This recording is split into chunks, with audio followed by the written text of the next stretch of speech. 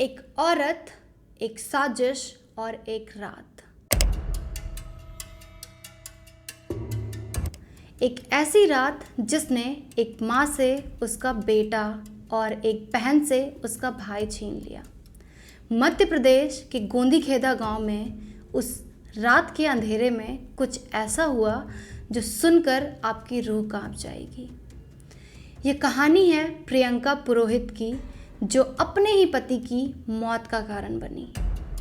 ये कहानी सुनने में तो मूवी के किसी सीन जैसी लगती है, लेकिन ये एक ऐसा सच है जिसने पूरे समाज पर कई सवाल खड़े कर दिए। साल 2015, मध्य प्रदेश, धार डिस्ट्रिक्ट। 2 बच्चे, 2 परिवार और एक बाल विवाह, जिसमें ना लड़के की मर्जी थी और ना लड़की की। 16 साल का देवकिशन, जो एक मिर्च मसाले का व्यापारी था और अपने परिवार का एकलौता वारिस भी। वहीं 15 साल की प्रियंका, जो एक खूबसूरत और खुद को हमेशा बेटर समझने वाली लड़की थी। साल 2020 में प्रियंका अपने ससुराल आई, लेकिन दिल से नहीं। आते ही उसने देवकिशन से कहा, तुम काले हो, मैं तुमसे अच्छा डिजर्व करती हूँ। लेकिन क्या ये सिर्फ एक ताना था या एक वार्निंग? क्योंकि 2017 से ही प्रियंका का अफेयर कमलेश पुरोहित नाम के एक युवक से चल रहा था। कमलेश पुरोहित हाईवे पर एक ढाबा चलाता था और शादी और पार्टियों में खाना सप्लाई करता था। ऐसी ही किसी शादी में उसकी मुलाकात प्रियंका से हुई थी। पहले इंस्टा आईडी शेयर हुए, फिर बातचीत और उनकी ये दोस्ती प्यार में बदल गई। 2022 में घर वालों को इनके रिश्ते की भनक लगी। काफ़ी हंगामा हुआ, प्रियंका ने लड़ाई की और अपने मायके चली गई। 3 साल वहीं रही और इन 3 सालों में कमलेश से मिलती रही। साल 2025 प्रियंका वापस आई, लेकिन क्यों?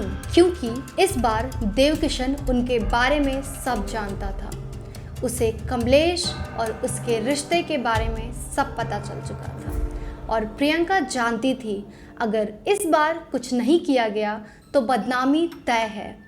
तो उसने कुछ किया, कुछ ऐसा जिसे सुनकर आपकी रूह कांप जाएगी। प्रियंका और कमलेश ने सोचा, देवकिशन को रास्ते से हटाना होगा।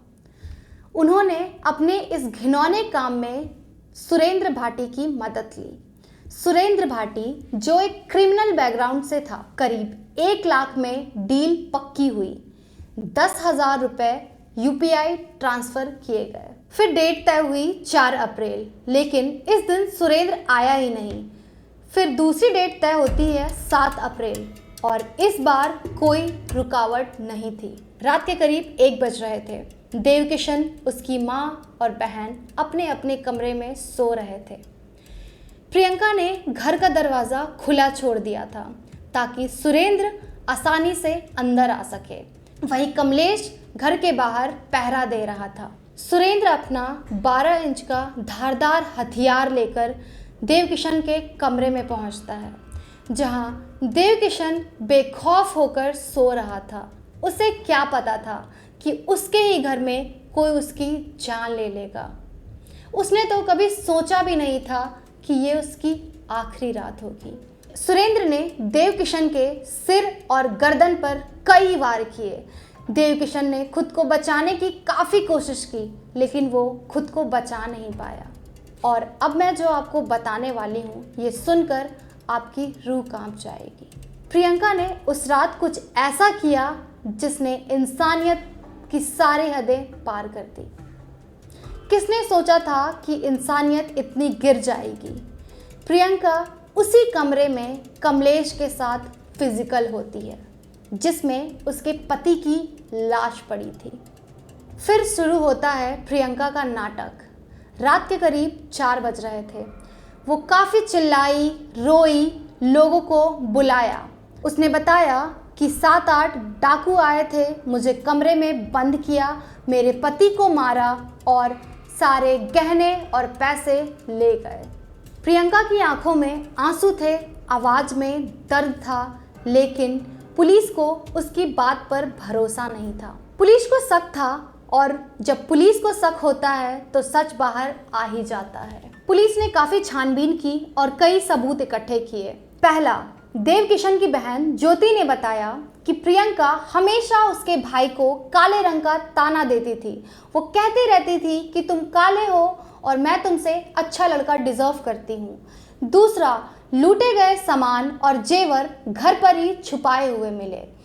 तीसरा, सीडीआर रिकॉर्ड से पुलिस को ये पता चला कि उस रात कमलेश की लोकेशन उसी एरिया में थी। और चौथा, यूपीआई ट्रांसफ़र, जिसके जरिए पुलिस को सुरेंद्र के बारे में पता चला, जिसके रिकॉर्ड पहले से ही थाने में थे। पुलिस ने सबूत के आधार पर प्रियंका को अरेस्ट किया। करीब 6 घंटे की कड़ी पूछताछ के बाद प्रियंका ने सारा सच पुलिस को बता दिया। प्रियंका और कमलेश पर 3 धाराएं लगी हैं। पहला, सेक्शन 103 हत्या। दूसरा, सेक्शन 238 सबूत छिपाना। तीसरा, सेक्शन 61 साजिश।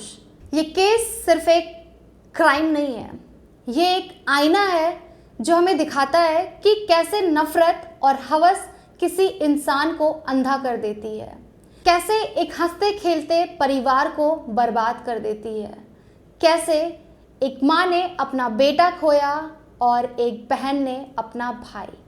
मैं लास्ट में आपसे यही कहना चाहूँगी कि अगर आपको किसी रिश्ते में प्यार से ज़्यादा नफ़रत नज़र आने लगे तो उसे छोड़ देना ही बेहतर है, ना कि ऐसे रास्तों पर चलना। इस केस के बारे में आपकी क्या सोच है नीचे कमेंट में ज़रूर बताएं और ये वीडियो उन लोगों को शेयर करें जो सोचते हैं ये सब तो सिर्फ फिल्मों में होता है। ये सच है और सच हमेशा खौफनाक होता है।